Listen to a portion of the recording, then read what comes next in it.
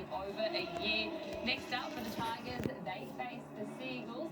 The Dragons, they have a huge challenge. They're facing Melbourne Storm, who beat the Knights today 50 points to 22. That wraps up round 8 of the NRL. It is now time for 9 News.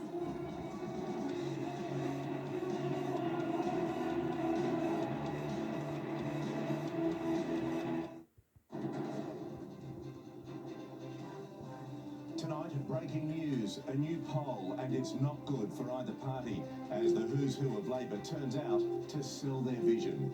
Stolen at gunpoint and speeding the wrong way, the dramatic police takedown of a motorist. The longest flights in the world from Sydney to London and New York, non-stop. A row erupts between an inner west community and a ritzy wedding venue over the development of a new skate park.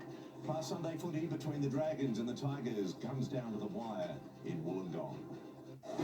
This is 9 News with Peter Overton. Good evening. Anthony Albanese has called for optimism and hope, not fear and division, as he laid out his vision for Australia. Launching Labor's campaign, the opposition leader vowing his government would cut the cost of housing, medicine and childcare, all while boosting wages. Labor always lionises its leaders, both past and present.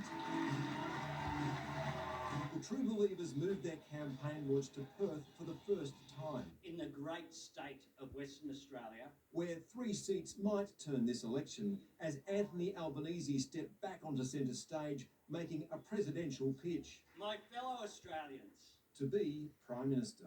That's what this election is all about.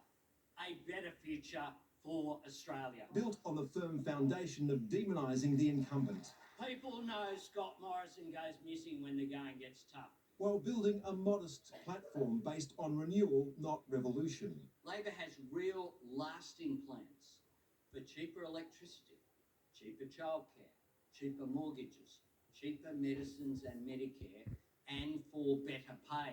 Today, the opposition leader pledged to get more people into their own homes. I want to build a better future, and I want to help more Australians own a stake in it. 10,000 spots would be up for grabs for individuals earning up to $90,000 and couples on $120,000. The government would cover 30% of an existing home or 40% of a new home. Once the property was bought, the owners could start buying more of it off the government. Labor says it will cost $329 million over the next 4 years, but could also make the government money when the homes are sold. Because that's what good government should do. On the other side of the country, in Sydney, Scott Morrison was holding his own rally and confronting his own demons. Unemployment is at... That's it. Did you get that, Anthony? As in this most personal of campaigns, he took aim at his rival. This is no time for weakness. Elections are a choice. They are a choice, and there is a choice between strength and weakness. Back in WA, Labor was outbidding the government by $2.50 on bringing down the cost of medicines listed on the pharmaceutical benefit scheme. This means the maximum price for PBS medicines will be just $30. Anthony Albanese now has 20 days to convince Australians that he and his party are fit to lead the nation in the uncertain times ahead. And right now, this race is a long way from won. With the leader back in the game, new polling for the Sydney Morning Herald and Age Resolve Political Monitor reveals a week in COVID isolation doesn't seem to have hurt Anthony Albanese, who has narrowed the gap with Scott Morrison as preferred Prime Minister by 2 points. Voters, though, remain deeply divided.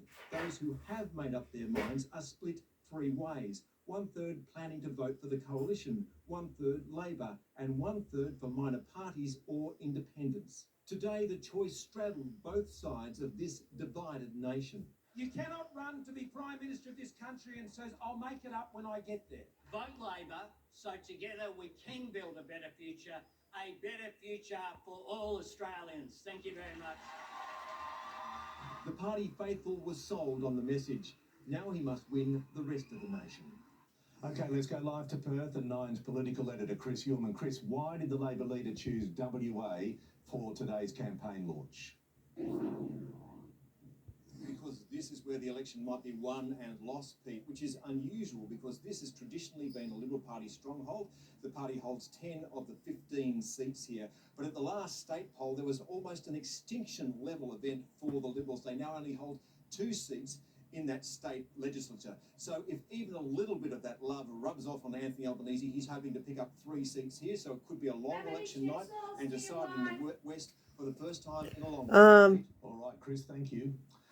A young girl has died in hospital following a fiery car crash in Liverpool last Tuesday.